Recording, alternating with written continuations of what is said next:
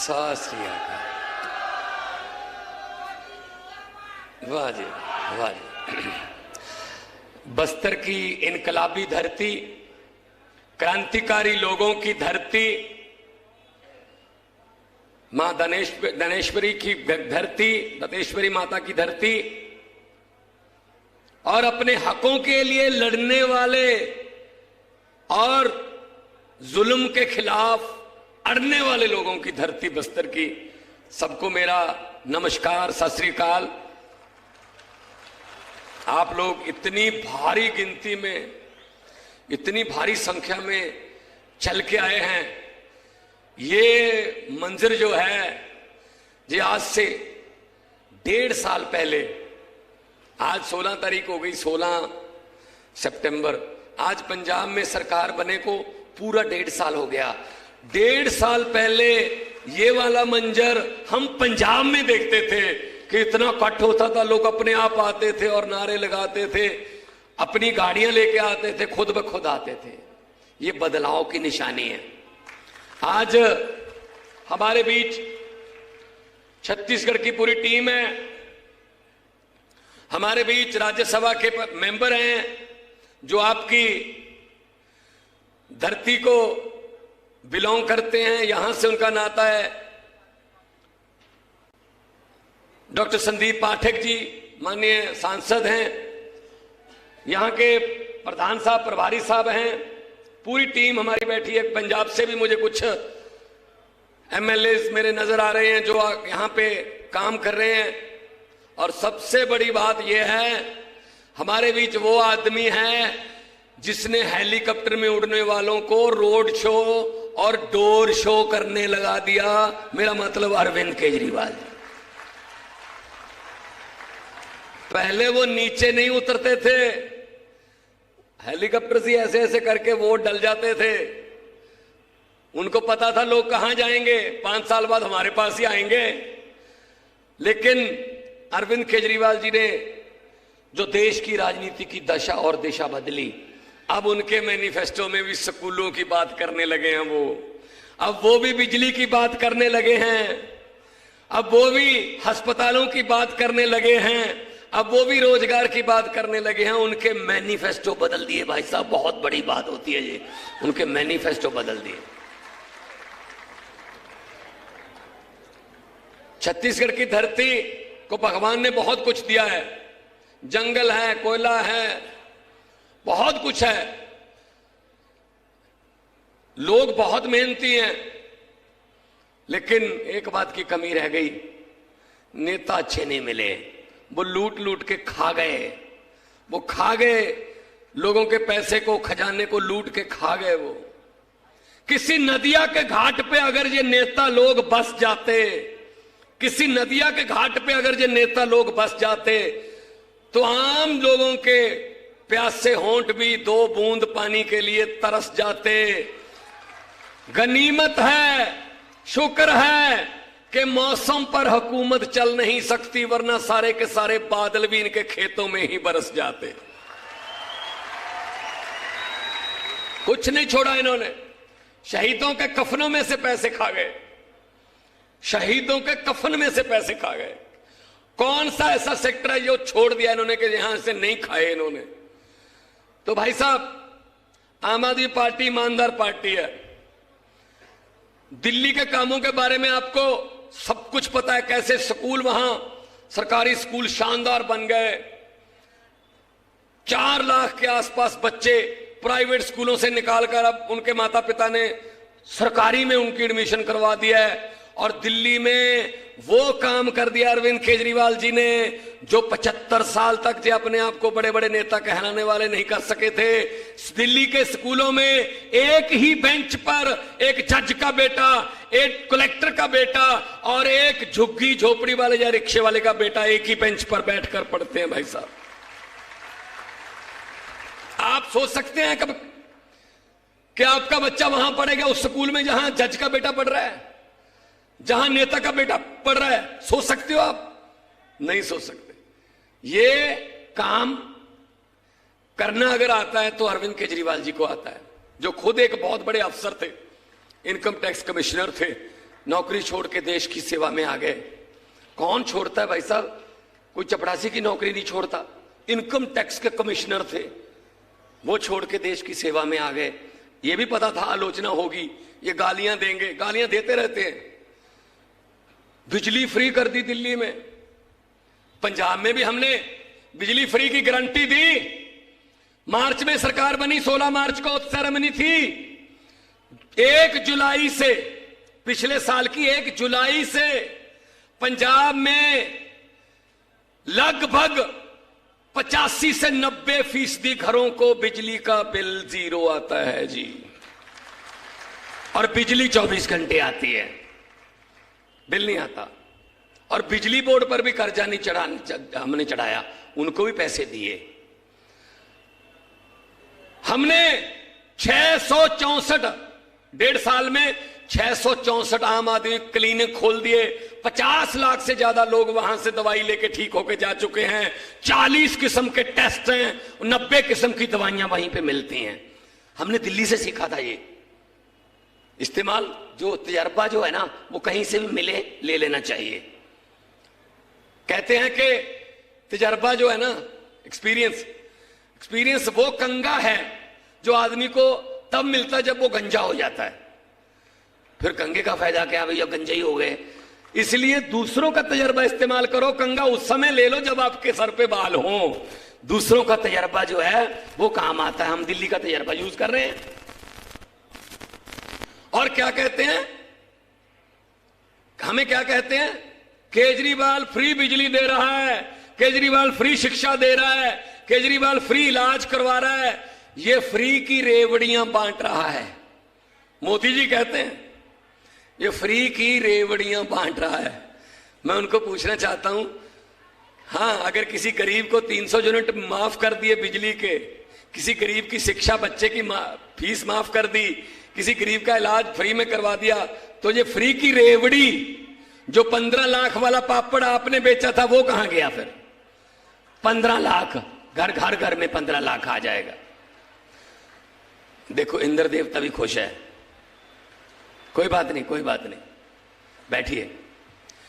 तो हम आपको ये कहने के लिए आए हैं कि इनकी बातों में मत आना। ये नए नए जुमले सुनाएंगे। इनके जुमले जो हैं उनके झांसे में मत आना, क्योंकि ये 15 लाख वाला जुमला निकला और कई बार ये कह चुके हैं इतने करोड़ नौकरियां दे देंगे, ये कर देंगे, वो कर देंगे। कुछ नहीं किया भाई साहब, लूटने के सिवा। मैंने तो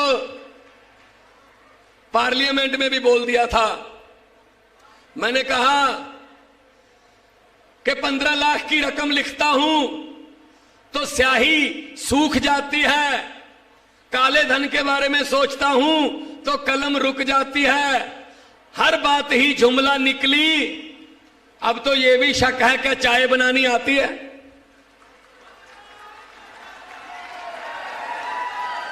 चाय भी नहीं बनानी आती होगी, वो भी जुमला ही होगा भाई साहब। तो आज छत्तीसगढ़ की धरती पर कोई बात नहीं, कोई बात नहीं, बारिश हो रही है, लेकिन आपकी जो यहां पर ये जुनून जो है ये बता रहा है। देखो कुर्सियां नीचे होती हैं, लेकिन आपने कुर्सियां सर के ऊपर रख ली हैं। इस किस्म की रैली भी आम आदमी पार्टी कर सकती है।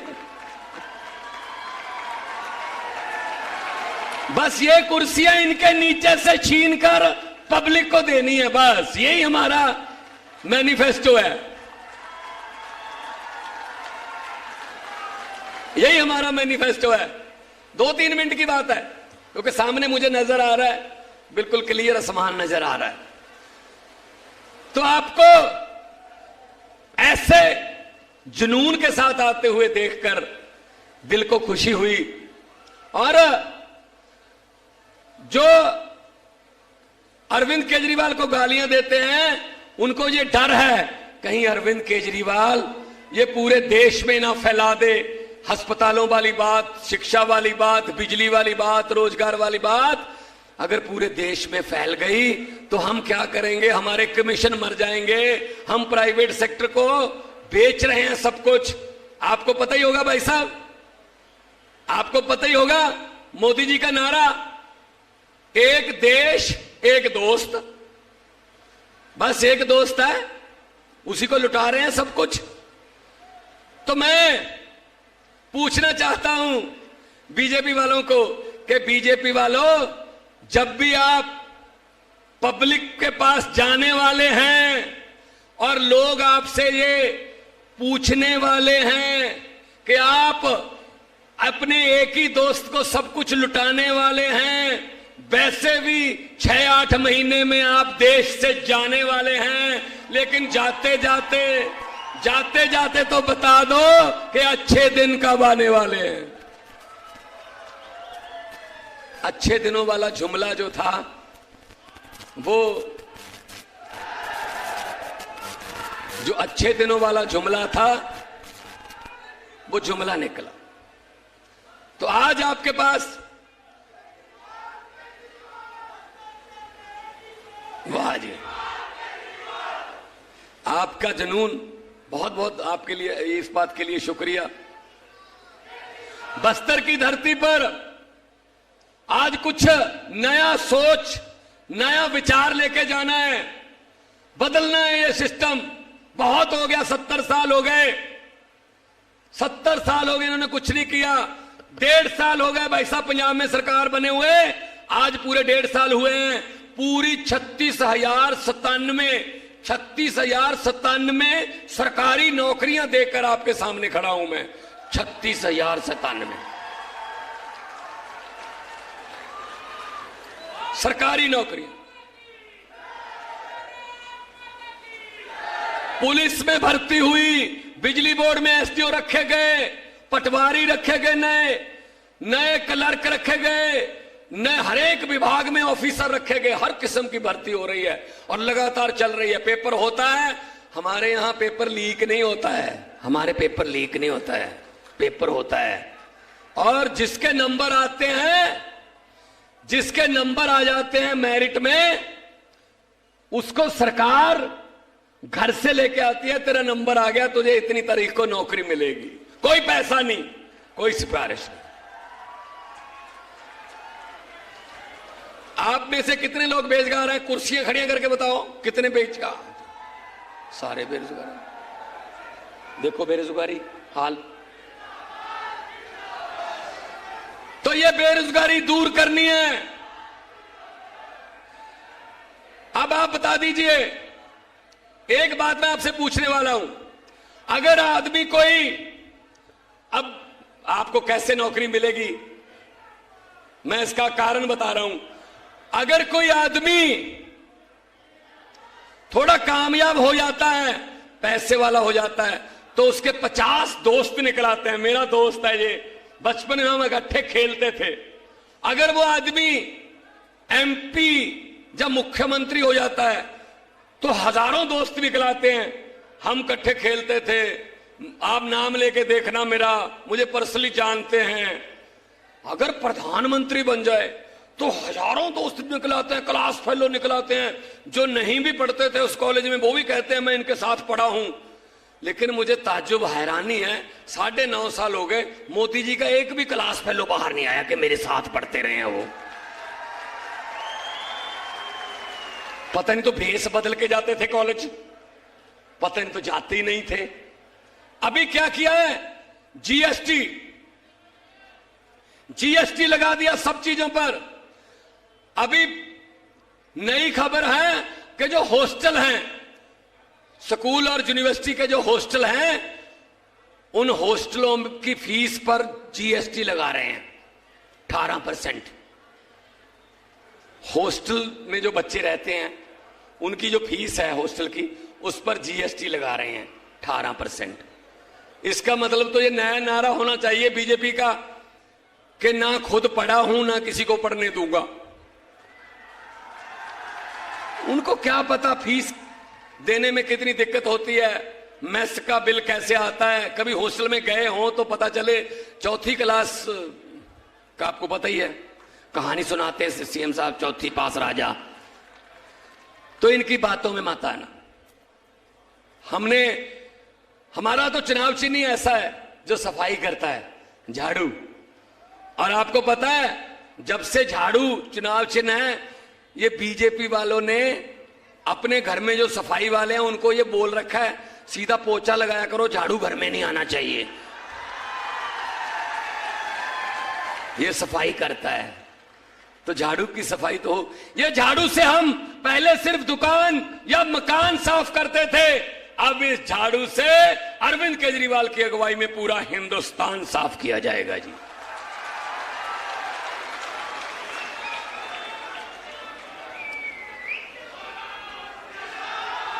हम लोग जो कहते हैं वो करते हैं, और जो कर सकते हैं वही कहते हैं।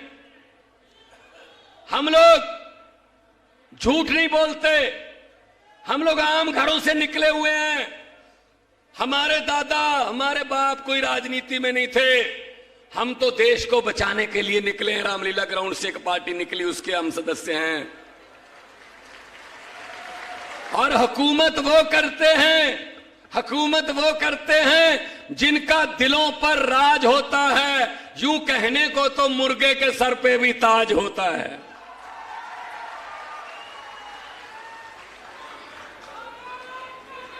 जय।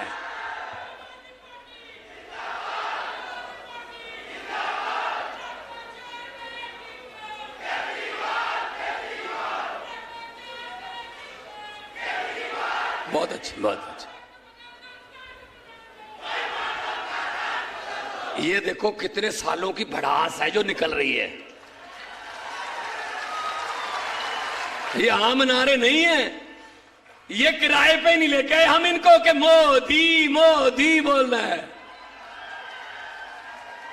ये ऑर्गेनिक है, ऑर्गेनिक।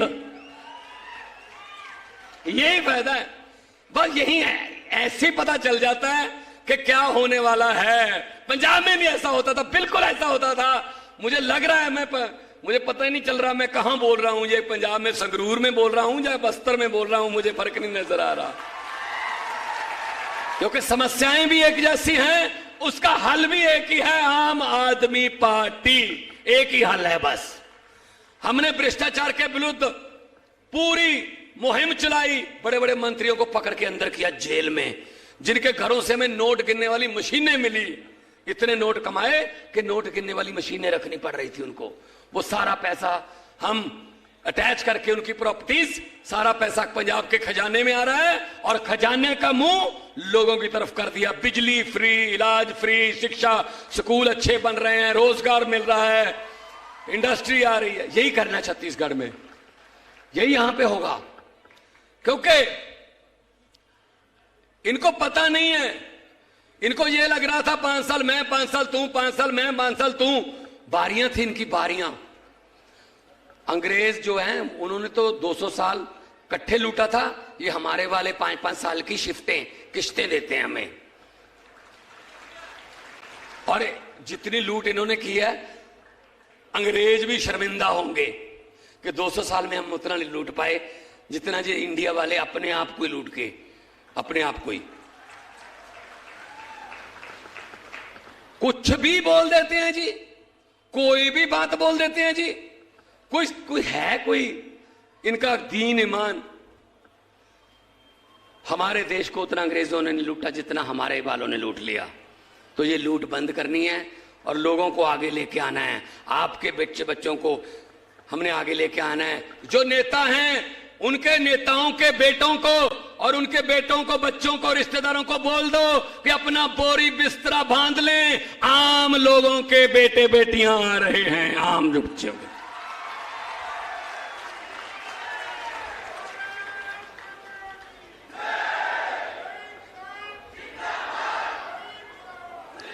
एक बात और बोलना चाहता हूं। अभी 200 रुपए सिलेंडर सस्ता कर दिया ना, लेकिन ये तो नहीं बताया ना बढ़ाया कितना था। वो वाली बात है। ये बात गांव में जाके अपने सुनाना जरूर है हर एक बंदे को।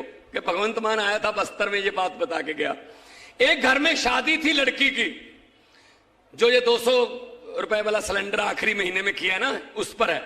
लड़की की शादी थी, घर जिम्मेदार बड़े थे, तो उन्होंने कहा बड़ी शादी करनी है, एक प्यारी बेटी है, उसके लिए सामान इकट्ठा किया, बड़े बड़े टीवी, सोने के गहने, चांदी के गहने, और ये अलमारियां, बड़े बड़े बेड, बहुत सामान इकट्ठा किया कि बेटी को देना है। एक रात पहले, अगले दिन बारात आनी थी, एक रात पहले डाकुओं को पता चल गया कि इस घर में माल है, शादी है। तो डाकू ट्रक लेके आए, उन्होंने लड़की वालों के सारे परिवार को एक कमरे में अंदर जिंदा लगा दिया, ताला लगा दिया, और सारा सामान ट्रक में भर लिया, सोना चांदी सब।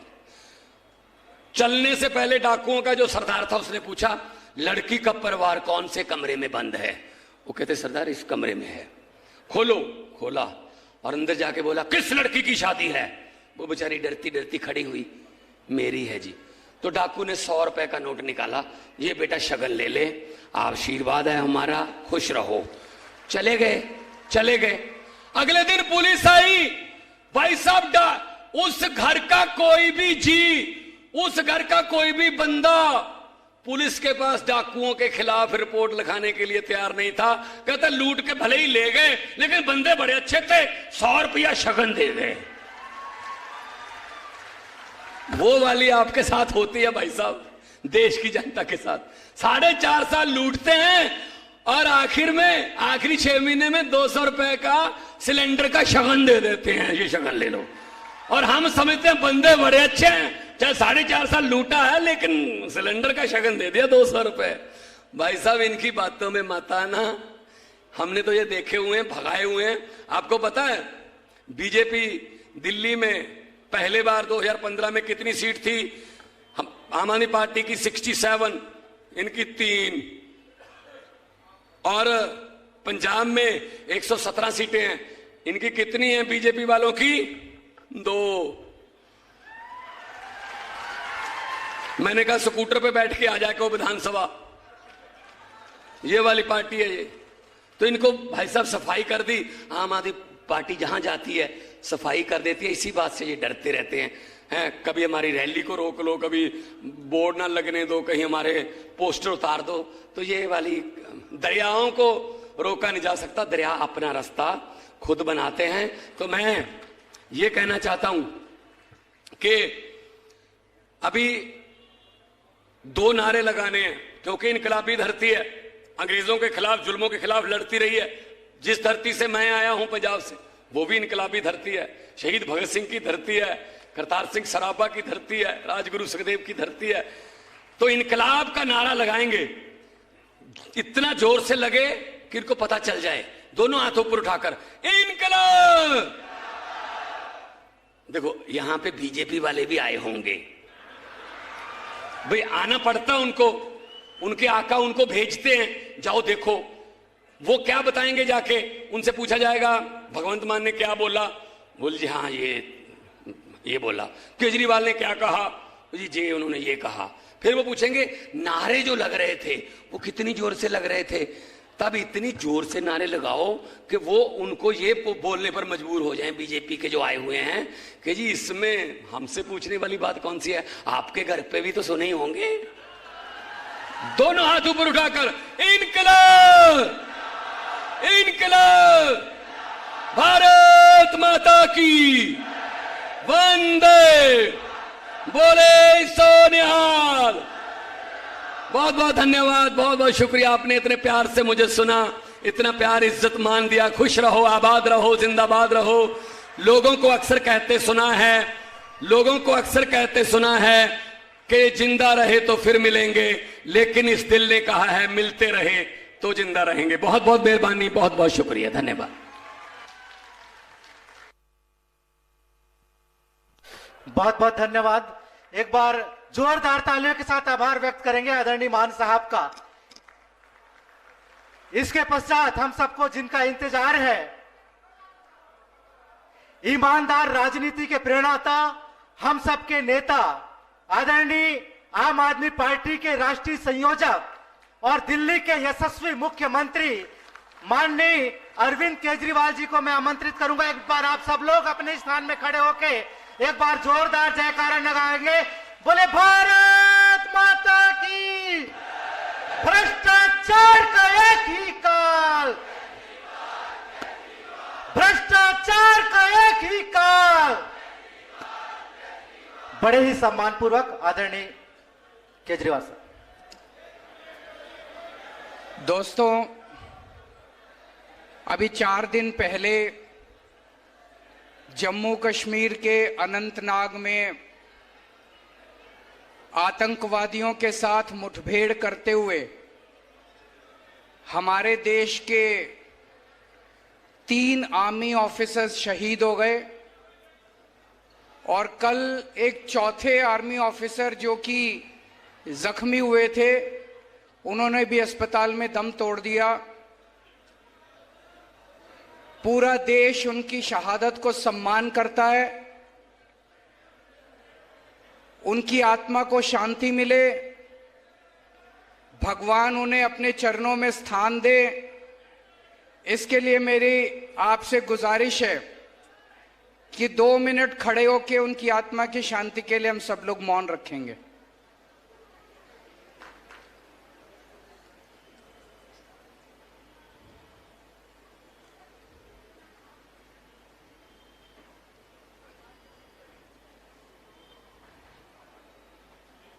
ओम शांति शांति।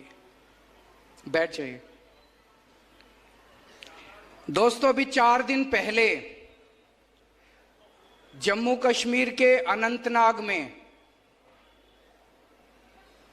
आतंकवादियों के साथ मुठभेड़ में हमारे देश के 3 जवान शहीद हो गए। कर्नल मनप्रीत सिंह पंजाब के रहने वाले थे, मेजर आशीष ढोंचक हरियाणा के रहने वाले थे, हुमायूं भट्ट जम्मू कश्मीर पुलिस में डीएसपी थे, 2 महीने की बेटी को पीछे छोड़ के गए हैं, और एक चौथे ऑफिसर जो कल शहीद हो गए। पूरा देश उनको सम्मान करता है, पूरा देश उनकी शहादत के ऊपर बहुत दुखी है। लेकिन दोस्तों, ज्यादा बड़ा दुख इस बात का है कि जिस वक्त उनकी शहादत की खबर आ रही थी, जिस वक्त वो आतंकवादियों के साथ मुठभेड़ कर रहे थे, मुठभेड़ करते हुए जिस वक्त वो शहीद हुए और शहादत की खबर पूरे देश में फैली, उस वक्त दिल्ली में भारतीय जनता पार्टी के हेडक्वार्टर के अंदर जश्न मनाया जा रहा था। हम ये मान सकते हैं कि जब बीजेपी वालों ने जश्न मनाना शुरू किया होगा तब तक खबर नहीं मिली होगी, लेकिन जिस वक्त वो जश्न मना रहे थे तब तक पूरे देश में खबर फैल चुकी थी। देश के प्रधानमंत्री, देश के रक्षा मंत्री, देश के गृह मंत्री, तीनों वहां पे बीजेपी हेडक्वार्टर में मौजूद थे और जश्न मना रहे थे। टीवी पे चल रहा था कि वहां पे हमारे 3 आर्मी ऑफिसर्स शहीद हो गए। क्या जश्न को रोका नहीं जाना चाहिए था? जश्न को बीच में रोकना नहीं चाहिए था? क्या जश्न मनाना सही था? पूरे देश को बड़ा दुख हुआ। मैं देख रहा हूं आज 1 लाख से ज्यादा लोग यहां मौजूद हैं। दूर तक, जहां तक नजर जा रही है, लोग मौजूद हैं। बारिश बार बार आ रही है, लेकिन लोग भी डटे हुए हैं। अभी तक लोगों के सर दिखाई दे रहे थे, अब कुर्सियां दिखाई दे रही है। सबने अपने सर पे कुर्सियां रख ली। आपको मैं नमन करता हूं, आपका शुक्रिया अदा करता हूं दिल से कि आप लोग यहां डटे हुए हैं। और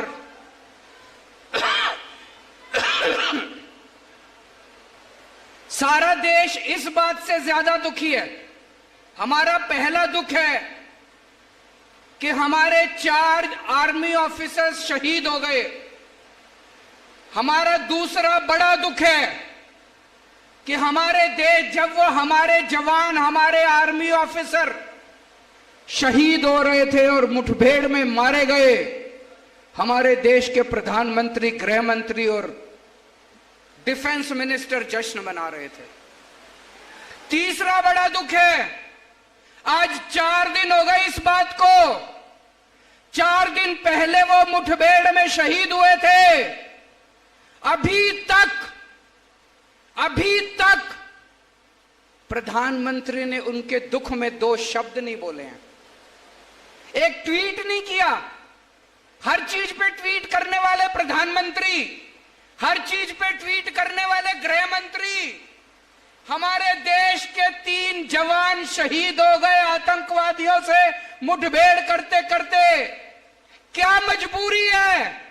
आपके मुंह से जबान क्यों नहीं निकल रही है? आपको क्या दुख नहीं होता? इनको देश से कोई लेना देना नहीं है। अभी थोड़े दिन पहले सारी देश की 28 विपक्षी पार्टियों ने मिलकर एक गठबंधन बनाया। सुना आप लोगों ने? एक गठबंधन बनाया देश की 28 पार्टियों ने मिलकर, उसका नाम रखा इंडिया। 28 पार्टियों ने मिलकर गठबंधन बनाया, उसका नाम रखा इंडिया। इन लोगों को इतनी चिढ़ मची, ये बीजेपी वाले इतने बौखला गए, बोले हम भारत का नाम बदलेंगे, अब इंडिया नहीं बोलेंगे। अरे तुम्हारे पिताजी का इंडिया, 140 करोड़ लोगों का इंडिया है, 140 करोड़ लोगों का इंडिया, तुम्हारे पिताजी का इंडिया नहीं है। इंडिया हमारे दिल में बसता है, भारत हमारे दिल में बसता है, हिंदुस्तान हमारे दिल में बसता है। अरे किस किस के दिल से निकालोगे तुम इंडिया? एक बार जोर से सारे जने बोल दो, I love my India, I love my India, I love my India. हम अपने भारत से प्यार करते हैं। भारत माता की, भारत माता की। हम अपने हिंदुस्तान से प्यार करते हैं, सारे जहां से अच्छा। मैं बीजेपी वालों को चैलेंज करना चाहता हूं, हिम्मत है तो इंडिया का नाम बदल के दिखाओ तुम। 140 करोड़ लोगों का इंडिया है, 140 करोड़ लोगों के दिल में बसता है इंडिया। थोड़े दिन पहले तक, पिछले साल तक ये लोग प्रोग्राम चलाते थे, digital India, stand up India, क्या क्या था, make in India, skill India, हाँ जी, ले देखो इंडिया। ये इतने प्रोग्राम चलाते थे इंडिया इंडिया पे। ऑपोजिशन वालों ने अपना नाम इंडिया रख लिया तो कहते हैं हम इंडिया नाम बदलेंगे। कल हम लोग अपना नाम भारत रख लेंगे तो तुम भारत का भी नाम बदलोगे। हम अगली मीटिंग में ऑपोजिशन वाले सारे मिलके अपने गठबंधन का नाम भारत रख लेंगे तो तुम भारत नाम भी बदलोगे। तुम्हारे पिताजी का है भारत, तुम्हारे पिताजी का इंडिया। खबरदार अगर तुम लोगों ने इंडिया का नाम बदलने की हिम्मत की तो 140 करोड़ लोग उठ के बीजेपी वालों को इस देश से बाहर भगा देंगे।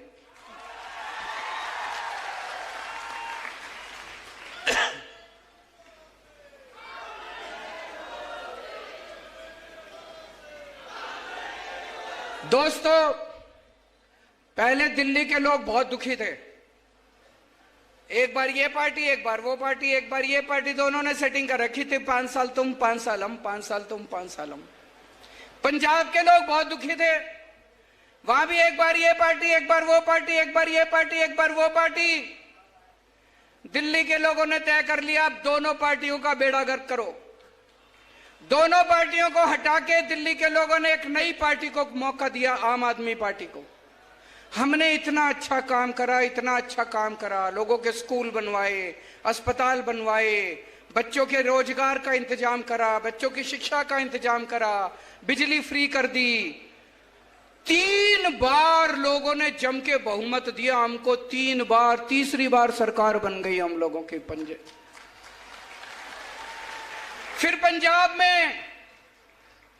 में लोगों ने इतना भारी बहुमत दिया, पंजाब के लोगों को पता चला अरे दिल्ली के लोग तो बड़े खुशहाल हैं, दिल्ली के लोग तो बड़े सुखी हैं, हम भी देंगे इनको मौका।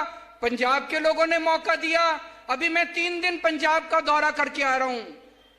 पंजाब के लोग भी बहुत खुश हैं, वहां भी स्कूल बनने लग गए, अस्पताल बनने लग गए, लोगों का इलाज मुफ्त होने लग गया, पंजाब में बिजली मुफ्त हो गई।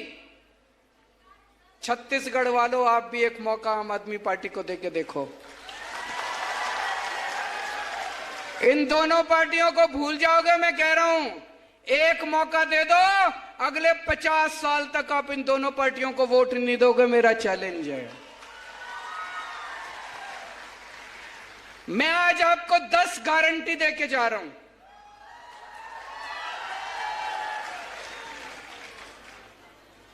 ये बीजेपी वाले आएंगे, कांग्रेस वाले आएंगे, कहेंगे शपथ पत्र है हमारा, संकल्प पत्र है, मैनिफेस्टो है। हमारा कोई मैनिफेस्टो नहीं होता, हम गारंटी देते हैं।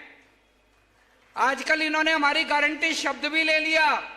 कांग्रेस वाले भी कहते हैं गारंटी देंगे, बीजेपी वाले भी कहते हैं गारंटी देंगे। उस पे भरोसा मत करना। केवल केजरीवाल की गारंटी असली गारंटी है, बाकी सब फर्जी गारंटी है।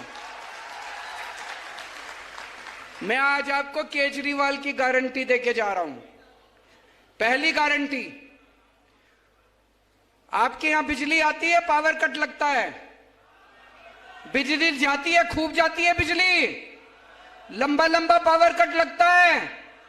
आज आपको गारंटी देके जा रहा हूं। पहले दिल्ली में भी 8-8 घंटे के पावर कट लगते थे। पंजाब में 1.5 साल पहले सरकार बनी है, उसके पहले 10-10 घंटे के पावर कट लगते थे। अब दिल्ली में 24 घंटे बिजली मिलती है, पंजाब में 24 घंटे बिजली मिलती है। एक मौका दे दो, 2 साल के अंदर आपकी 24 घंटे बिजली कर दूंगा पूरे छत्तीसगढ़ के अंदर। बिजली के बिल ज्यादा आते हैं कि नहीं आते? दिल्ली में बिजली मुफ्त कर दी, पंजाब में बिजली मुफ्त कर दी। एक मौका दे दो, सरकार बनने के 3 महीने के अंदर आपकी बिजली मुफ्त कर दूंगा। लेकिन एक बात है, बिजली मुफ्त भी कर दी, लेकिन कई लोग ऐसे हैं जिनके फर्जी बिजली के बिल आए हुए हैं, पुराने आ रखे हैं कि नहीं आ रखे? किसी के 10,000 का, किसी का 20,000 का। जब बिजली के बिल ठीक कराने जाते हो तो बाबू कहता है 5,000 रुपए दो, नहीं तो बिजली का बिल ठीक नहीं करूंगा। कहता है कि नहीं कहता?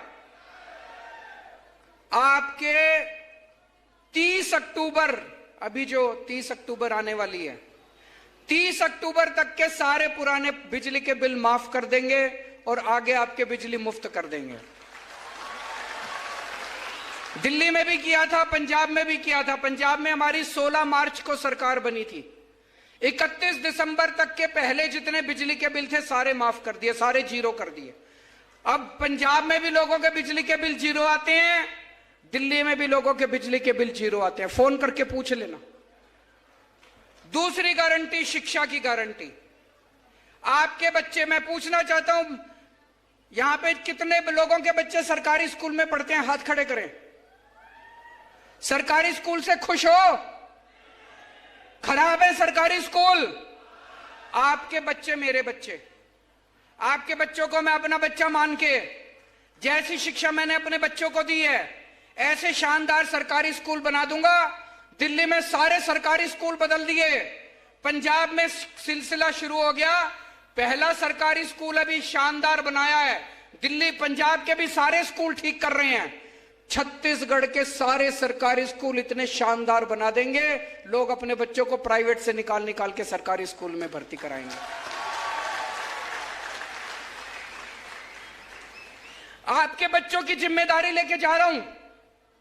कोई पार्टी नहीं कहेगी 75 साल हो गए भारत को आजाद हुए, मेरे को बता देना किसी पार्टी ने आके आपको कहा हो कि आपके बच्चों को अच्छी शिक्षा दे दूंगा। कोई पार्टी नहीं कहेगी।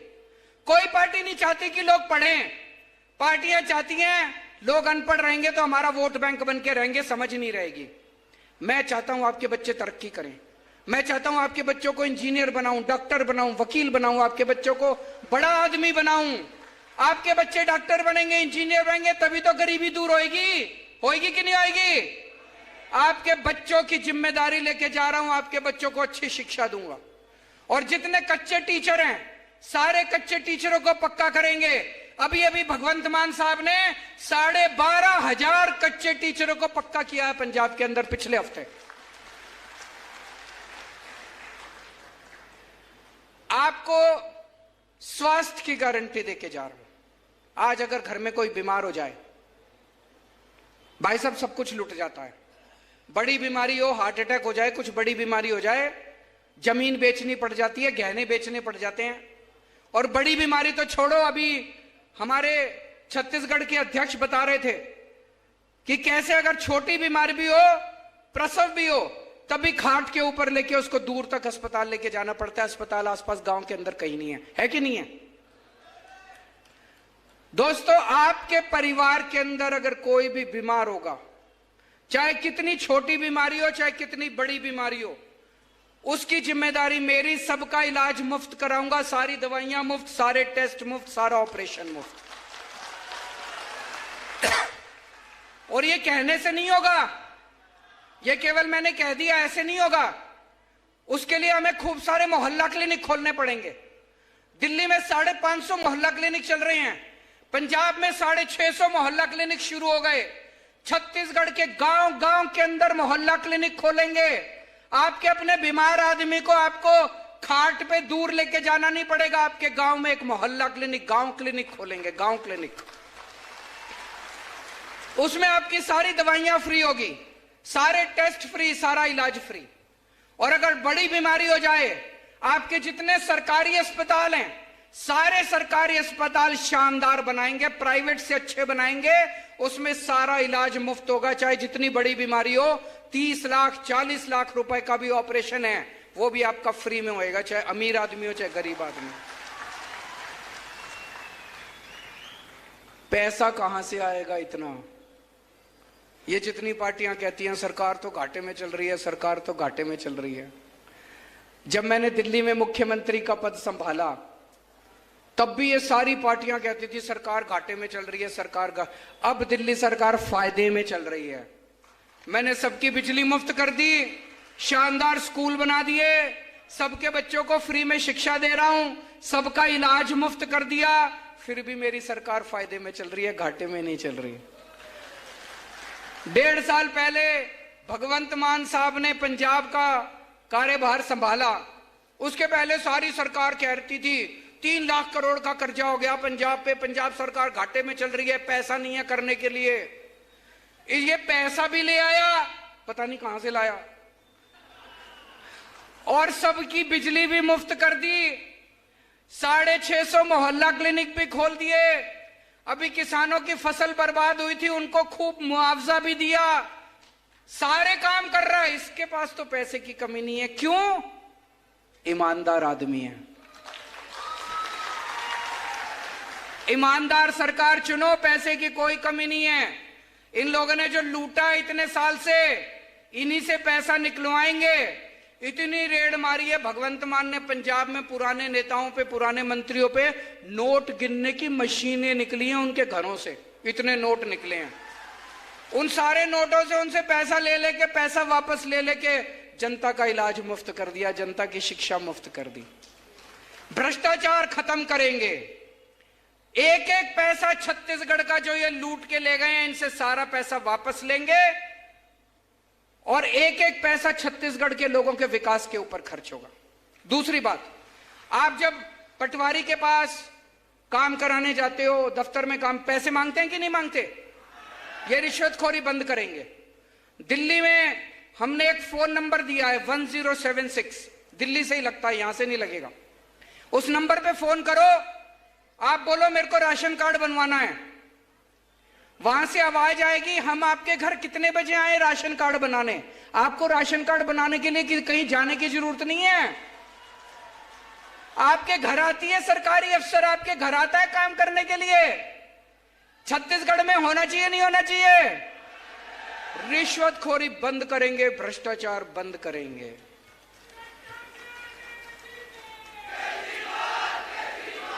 रोजगार का इंतजाम करेंगे अपने बच्चों के लिए।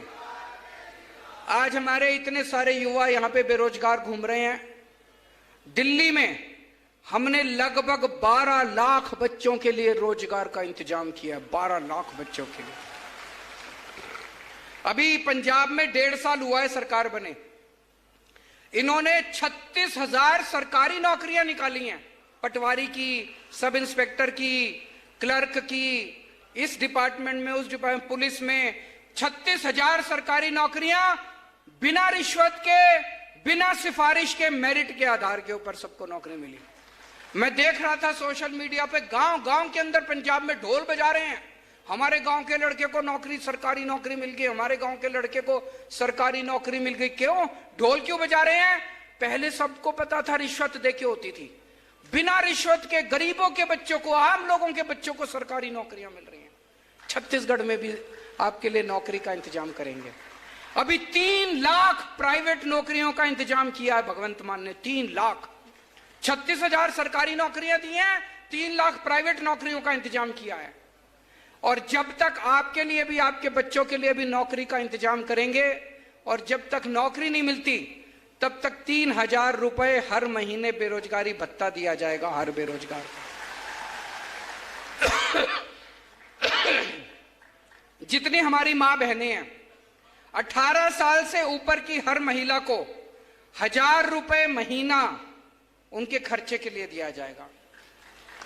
हमारी बेटियां हैं, कॉलेज जाना है, कॉलेज जाने के पैसे नहीं है। कई लड़कियों की पढ़ाई छूट जाती है, उनकी कॉलेज की पढ़ाई पूरी हो जाएगी। कोई महिला है, गृहिणी है, घर में पैसे की कमी है, बच्चे को, छोटे बच्चे को दूध नहीं पिला पाती, 1,000 रुपए महीना होगा, दूध पिला लेगी अपने बच्चे को।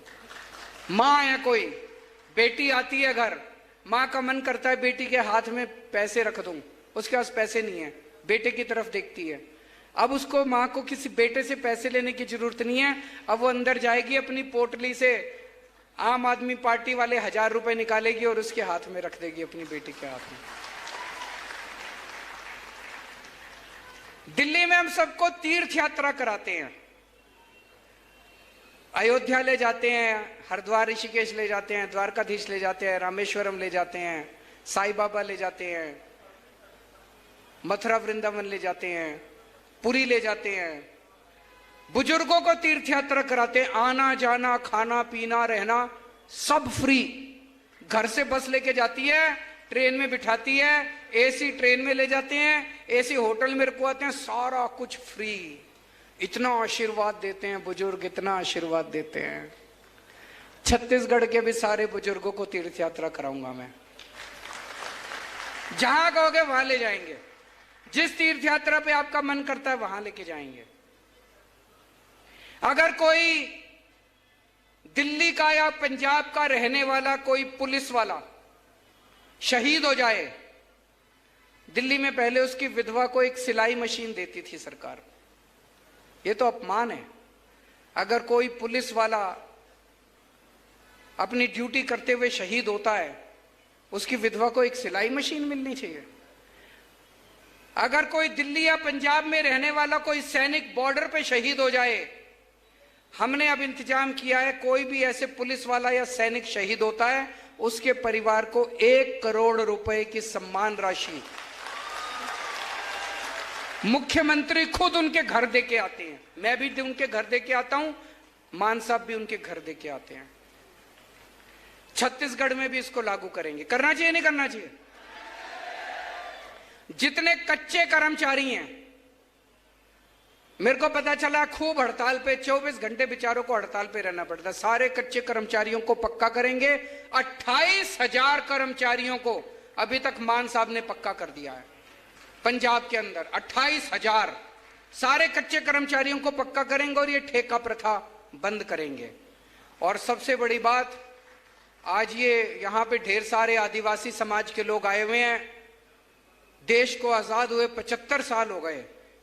इन 75 सालों में सबकी तरक्की हो गई, आदिवासी समाज पिछड़ा रह गया। आदिवासी समाज के साथ सौतेला व्यवहार हुआ है। कोई सरकार, आदिवासी समाज जंगलों में रहता है और सारे इन बड़े बड़े नेताओं की, उद्योगपतियों की नजर, गंदी नजर आपके जल, जंगल और जमीन पे रहती है। पेसा कानून कहता है कि उसका मालिकाना हक आपका है, लेकिन यह मालिकाना हक देना नहीं चाहते आपको। पेसा कानून कहता है कि ग्राम सभा सारे निर्णय लेगी, ग्राम सभा जो निर्णय लेगी वो प्रधानमंत्री भी उस निर्णय को नहीं पलट सकता। पेसा कानून में लिखा है, ग्राम सभा सुप्रीम है। आज तक सारी पार्टियों की सरकार आई, किसी ने लागू नहीं किया। क्यों? उनकी नीयत खराब थी, उनकी नजर आपके जल, जंगल, जमीन और जितने मिनरल्स हैं उसके ऊपर थी। हमारी नीयत साफ है, सरकार बनने के 1 महीने के अंदर पेसा कानून लागू कर देंगे और ग्राम सभा को सारे अधिकार देंगे।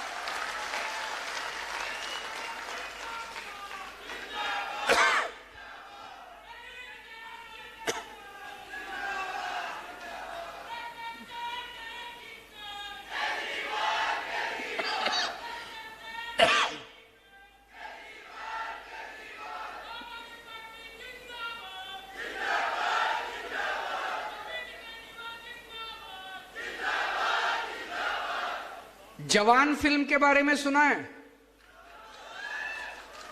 किस किस ने देख ली? बाकी जने भी देख लेना, बहुत अच्छी पिक्चर है। शाहरुख खान का उसमें एक डायलॉग है, देखा सोशल मीडिया पे चल रहा है डायलॉग शाहरुख खान का। शाहरुख खान कहते हैं वोट डालने जाओ तो ये लोग वोट मांगने आएंगे, धर्म के नाम पे वोट मांगेंगे, जाति के नाम पे वोट मांगेंगे। धर्म के नाम पे वोट मत देना, जाति के नाम पे वोट मत देना। जब वोट मांगने आए तो उनसे पूछना हमारे बच्चों की शिक्षा के लिए क्या करोगे।